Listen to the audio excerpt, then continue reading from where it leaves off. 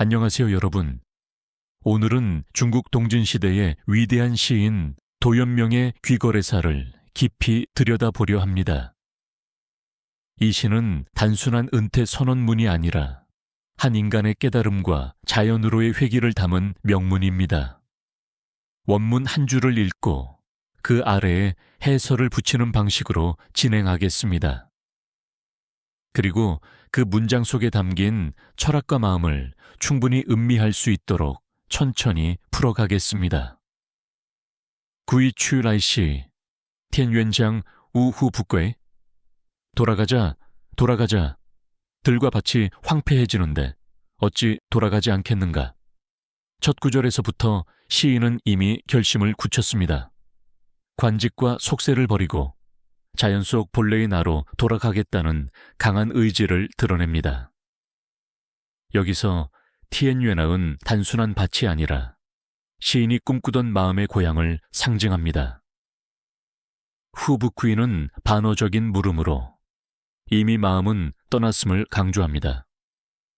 지츠이신웨이싱이 시초창 얼도베이 마음이 이미 몸의 종이 되었는데 왜 홀로 근심하며 슬퍼하랴?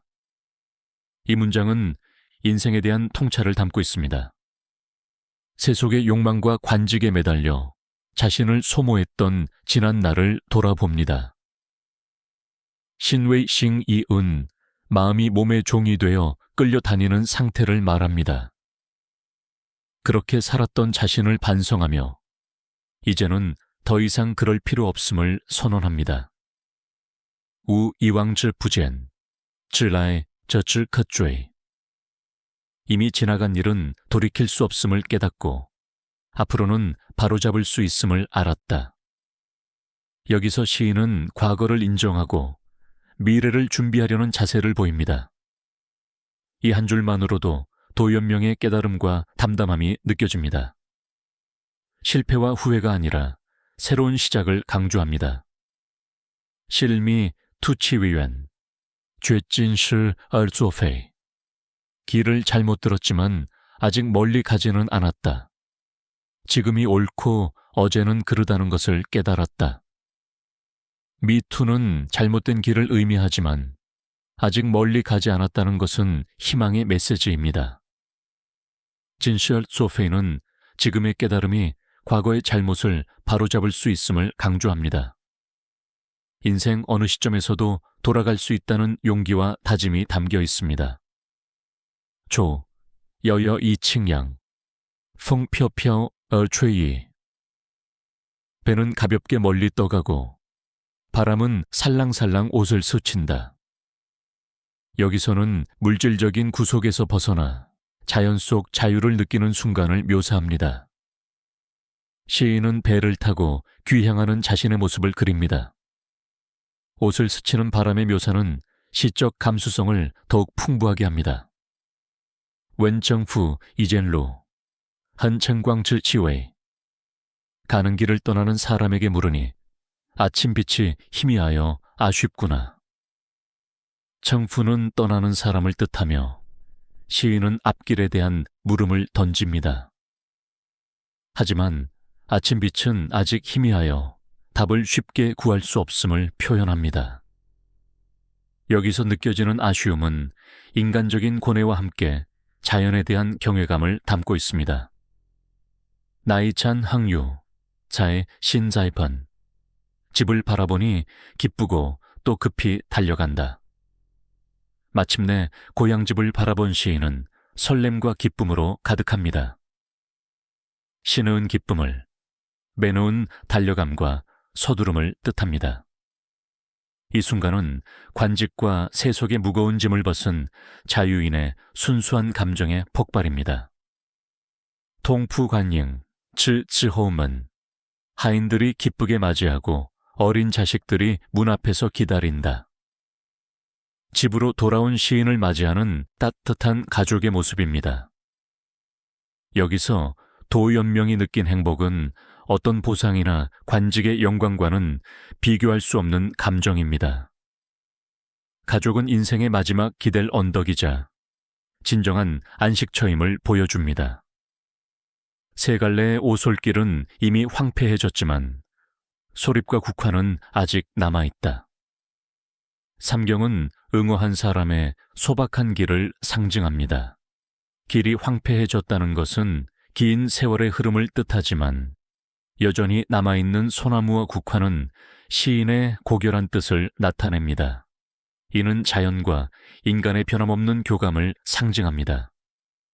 시우루시, 요조잉순. 어린아이를 데리고 집에 들어가니 술이 가득한 술잔이 있다. 시인은 집 안으로 들어가면서 소소한 행복을 느낍니다. 여기서의 주는 단순한 음료가 아니라 자유와 평화를 상징합니다. 세속을 떠나 자연과 함께하는 기쁨을 축하하는 장면입니다. 이렇게 귀거래사의 초반부를 한 줄씩 원문과 해설로 나눠 보았습니다. 도연명은 단순히 귀향을 선언한 것이 아니라 내면의 깨달음을 문학적으로 승화시켰습니다. 윈후샹, 이즈초, 미엔팅 커이 이치엔. 항아리에서 술을 따라 홀로 마시며 뜰에 있는 나뭇가지를 바라보며 기쁨의 빛을 띈다. 이 구절은 세속의 인간관계가 아닌 자연과의 대화를 통해 즐거움을 찾는 모습을 보여줍니다. 술은 도연명에게 외부 세계와 단절된 자유의 상징이자 내적 평화를 위한 도구였습니다. 이난창, 이지, 아오, 셜롱시 쯔이안. 남쪽 창에 기대어 교만함을 버리고 작은 방의 편안함을 살핀다. 지아오는 교만한 마음을 맡긴다는 뜻으로 관직 시절에 허영과 권력을 내려놓은 태도를 나타냅니다. 롱시어은 무릎을 펼 공간 정도의 소박한 집을 의미하며 검소한 삶에 대한 만족감을 담고 있습니다. 정원을 날마다 거닐며 재미를 느끼고 문은 설치되어 있지만 늘 닫혀 있다. 자연과 일상의 단순함에서 삶의 진정한 맛을 찾는 모습을 보여줍니다. 맨 수이쉐 얼창관은 세속과 단절된 은둔 생활을 상징합니다. 지팡이의 의지에 쉬엄쉬엄 거닐다가 때때로 고개를 들어 먼 산을 바라본다. 여기서 프라우는 시인의 늙은 몸을 나타내며 자연 속에서 몸과 마음을 다스리는 모습입니다. 먼 산을 바라보는 것은 자연과 하나 되어 마음을 확장시키는 상징적 행위입니다. 구름은 무심히 산골짜기를 떠나가고 새는 날다가 지쳐 돌아온다. 우시나운 집착과 욕망이 없는 자연의 상태를 말합니다.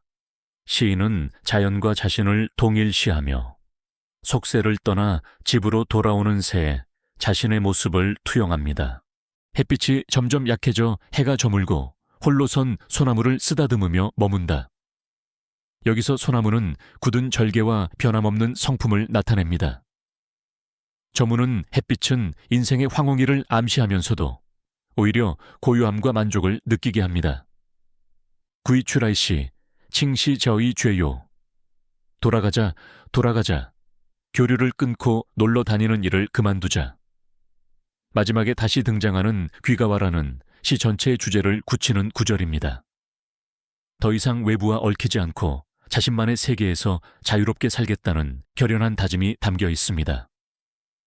세상은 나와 서로 멀어지고 다시는 수레를 타고 무엇을 구하려 하랴. 세상과 점점 멀어짐을 담담히 인정하며 새로운 욕망을 가지지 않겠다는 다짐을 합니다. 여기서 복지아는 다시 출세나 관직을 구하는 것을 상징적으로 표현한 말입니다. 유의 친치즈칭화, 르친수 이셔요. 친척과 나누는 따뜻한 대화를 기뻐하고 거문고와 책으로 근심을 잇는다. 여기서는 인간관계 중에서도 혈연의 따뜻함만을 남깁니다. 거문고와 책은 정신적 풍요를 대표하며 시인의 심신을 치유하는 도구로 등장합니다. 농부가 내게 봄이 왔다고 알려주니 이제 서쪽 밭에서 일할 일이 있겠구나. 계절의 변화와 함께 농사 준비를 하는 모습은 자연과 완전히 하나 된 생활을 상징합니다. 여기에는 세속적 성공이 아닌 땀과 노력으로 얻는 만족감이 담겨 있습니다. 후오 밍진채, 후오 치조 얼귀. 어떤 이는 수레를 타고 어떤 이는 배를 버리고 돌아온다. 이는 도연명과 같은 결정을 한 사람들을 암시하며 귀향과 은둔을 상징합니다. 자연으로 돌아가는 선택이 결코 혼자만의 길이 아님을 보여줍니다. 이이후, 유싱 유네이 푸지시. 그만두자. 이 몸이 세상에 머무를 날이 얼마나 남았겠는가. 여기서 이이후는 체념과 깨달음을 동시에 담은 탄식입니다. 시인은 인생의 무상함을 느끼며 물질과 명예의 덧없음을 깨닫습니다. 시부 웨이신런 출류, 후웨이후 황황유허츠. 어찌 마음을 맡기고 거처를 따라 살지 않고 어찌 이리 바쁘게 어디로 가려 하는가. 이 구절은 인간의 끊임없는 욕망과 불안을 꼬집습니다. 마음을 비우고 자연의 흐름에 맡기는 것이 진정한 자유임을 강조합니다. 부귀는 내가 원하는 바가 아니고 신선의 세계도 기대할 수 없다. 여기서 도연명은 현실과 이상의 경계를 분명히 합니다. 그는 부귀영화나 신선의 세계, 어떤 이상적인 극단도 바라지 않았습니다. 후아이 량첸 이 구왕, 호즈장 얼윤스. 좋은 시절을 품고 홀로 나아가며 혹은 지팡이를 세우고 김을 매기도 한다. 여기서 시인은 자연 속에서 농사일을 하며 소소한 행복을 즐깁니다. 자연의 시간과 리듬에 맞춰 사는 삶의 아름다움을 표현합니다. 동쪽 언덕에 올라 시원히 소리치고 맑은 시냇가에 앉아 시를 읊는다. 여기에는 자연 속에서 완전히 자유로워진 모습이 담겨 있습니다. 그의 내면은 더 이상 세속에 얽힘에 있지 않고 맑고 푸른 자연에 있습니다. 리아오청화 이귀진, 르푸티엔밍 푸시이. 자연의 이치에 몸을 맡기고 생을 마치며 하늘의 명을 즐기니 무엇을 의심하랴. 마지막 구절은 생의 마지막까지 자연의 일부로 살고자 하는 결의를 나타냅니다. 죽음조차 자연의 일부로 받아들이며 그것을 두려움이 아닌 기쁨으로 여깁니다. 다음은 도연명의 생애와 시대적 배경입니다. 도연명은 중국 동진 말기 사람입니다. 그는 365년에 태어나 격변의 난세 속에서 살았습니다. 당시 귀족과 관리들의 부패가 극심했고 민심은 피폐해져 있었습니다. 도연명은 젊을 때부터 벼슬을 여러 번 했으나 항상 만족하지 못했습니다. 가난 속에서도 청빈을 지키며 시와 술로 자신의 고통을 달랬습니다. 그가 마지막으로 관직을 버린 이유는 보리쌀 5말 때문에 모자를 벗기 싫다는 일화가 유명합니다. 이 일화에서 그는 자존과 자유를 위해 물질을 버리는 결단을 보여주었습니다. 귀거래사는 바로 그가 마지막으로 벼슬을 내려놓고 고향으로 돌아갈 때 쓴 작품입니다. 여기에는 자연을 향한 동경, 그리고 인간 본성에 대한 깊은 성찰이 담겨 있습니다. 도연명은 평생 술을 사랑했지만 단순한 주정뱅이가 아니라 철학적 음유시인이었습니다. 그의 시에는 모든 것을 초월한 듯한 자유와 담백함이 스며 있습니다. 이제 시를 통해 다시 도연명의 생각을 더 깊이 음미해 보겠습니다. 그는 단순히 자연으로 돌아간 것이 아니라 마음의 평화와 인간 본연의 자리로 돌아간 것입니다. 그래서 귀거래사는 단순한 응어 선언이 아니라 삶의 지침서처럼 읽힙니다. 현대를 사는 우리에게도 끊임없는 경쟁과 욕망 속에서 잠시 멈춰 돌아보라는 메시지를 줍니다. 이어서 도연명의 삶과 그의 시가 후대에 끼친 영향을 이야기해 보겠습니다. 도연명은 중국 문학사에서 가장 위대한 은자 시인으로 꼽힙니다. 그의 시는 한나라 때의 사대부 전통과 도가 닿으자 사상을 이어받았습니다. 특히 자연과 일체가 되고자 한 그의 태도는 후대 시인들에게 깊은 영향을 미쳤습니다.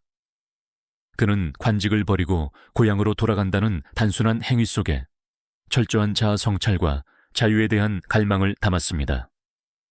그런 의미에서 도연명은 자연귀의의 상징적인 존재였습니다. 후세 많은 시인과 사상가들이 그를 존경하며 본받았습니다. 예를 들어 당나라의 대시인 이백도 도연명을 존경했다고 전해집니다. 이백은 술과 자연을 벗삼는 자유로운 삶을 추구하면서 도연명의 시풍을 계승했습니다.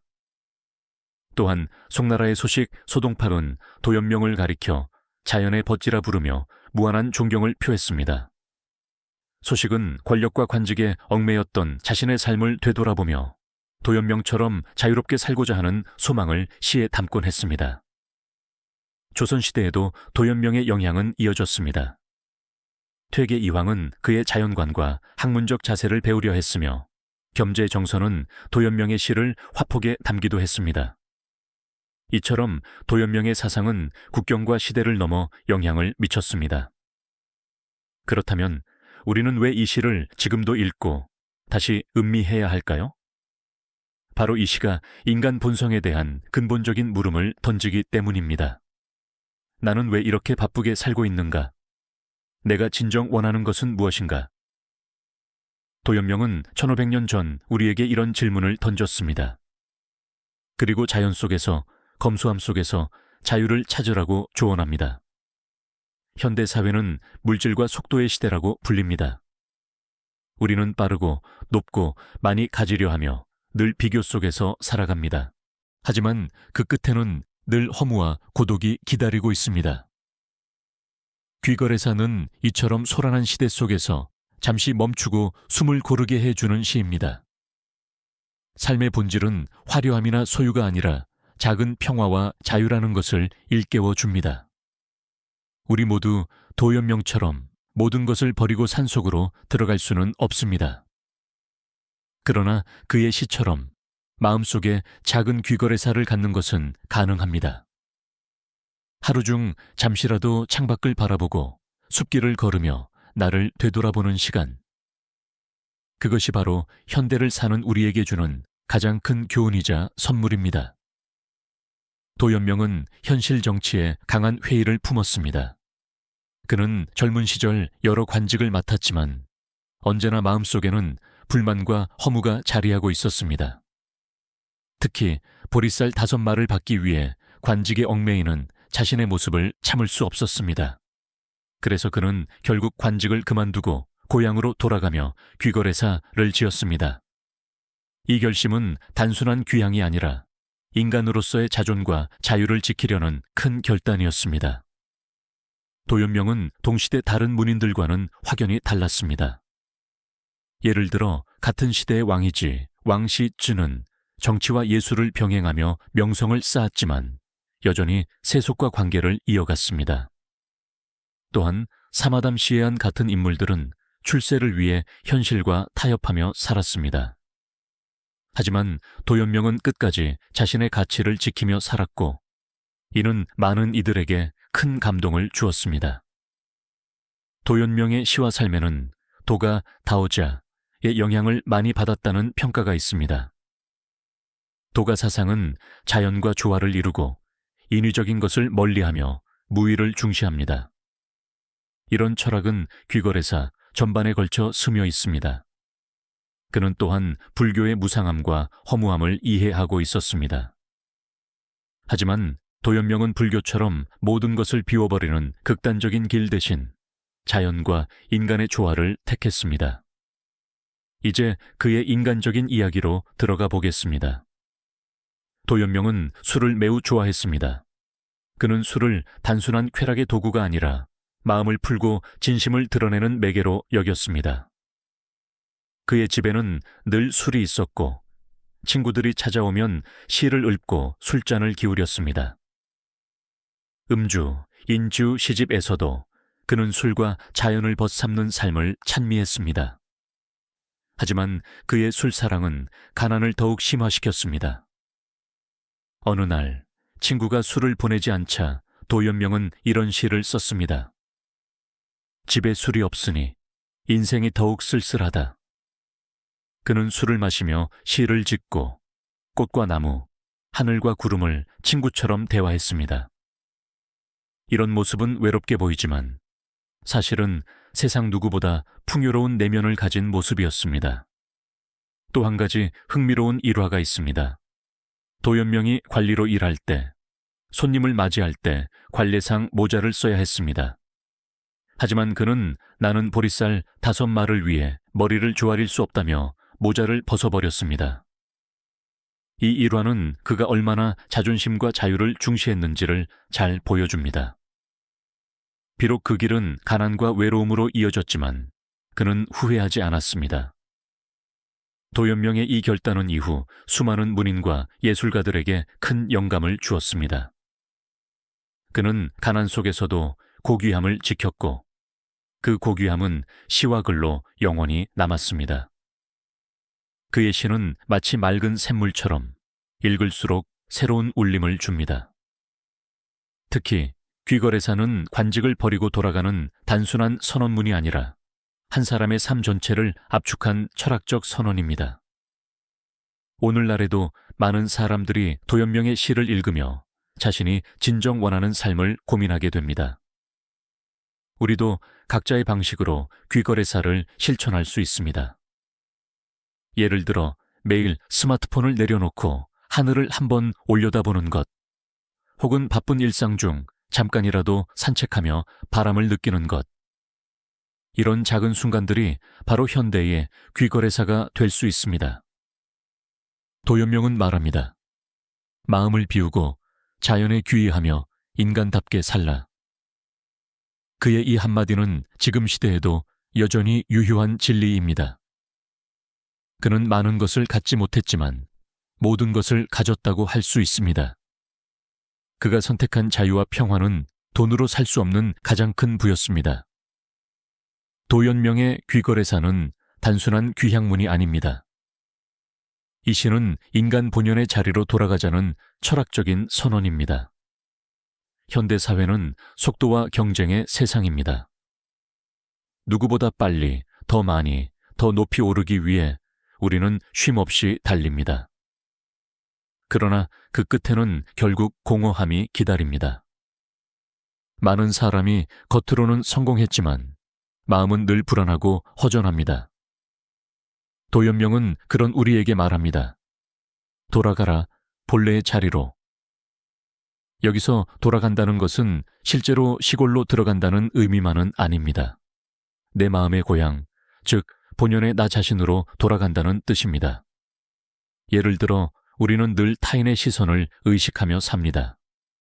좋은 차, 좋은 집, 좋은 옷. 이 모든 것이 정말로 나를 위한 것일까요? 도연명은 그런 가식을 버리고 진짜 내가 원하는 삶을 살라고 말합니다. 그가 선택한 삶은 검소했고 단순했고 자연과 하나였습니다. 도연명은 술과 자연, 그리고 가족과의 소박한 대화를 가장 큰 행복으로 삼았습니다. 작은 정원에서 피어나는 국화 한 송이에서 더 큰 기쁨을 찾았습니다. 우리도 마찬가지입니다.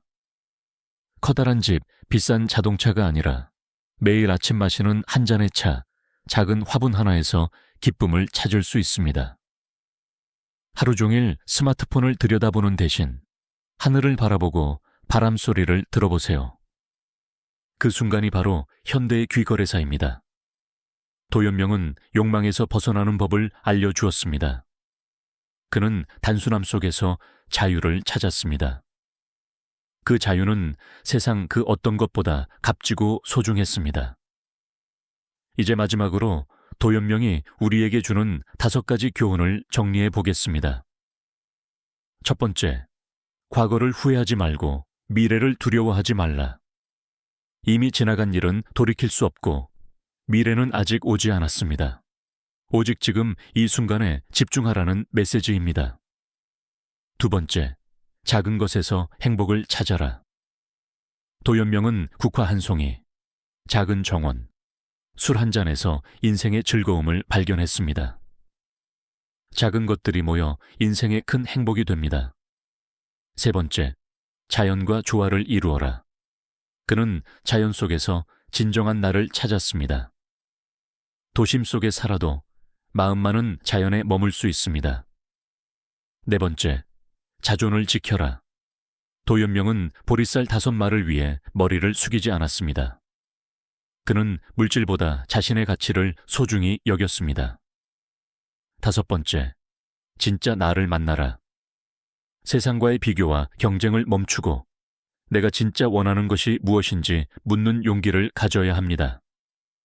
여러분, 도연명의 귀거래사는 1500년이 넘은 시지만 여전히 우리에게 살아 숨 쉬는 교훈을 줍니다. 그는 우리에게 말합니다. 돌아가라, 마음의 고향으로. 그리고 진짜 나를 만나 행복하게 살아라. 이 시를 읽고 우리는 단순히 예부 시인의 삶을 구경하는 것이 아닙니다. 나 자신에게 질문을 던지고 답을 찾는 여정을 함께 떠나는 것입니다. 여러분, 긴 시간 동안 귀거래사, 의 원문과 해설, 그리고 철학을 함께 나눠주셔서 감사합니다. 이제 여러분도 각자의 삶 속에서 작은 귀거래사를 실천해 보시길 바랍니다. 영상을 마무리하며 한 말씀 드립니다. 영상이 마음에 드셨다면 구독과 좋아요, 알림 설정 부탁드립니다. 좋아요와 구독은 앞으로 더 따뜻한 이야기를 이어가는 큰 힘이 됩니다. 고맙고 감사합니다.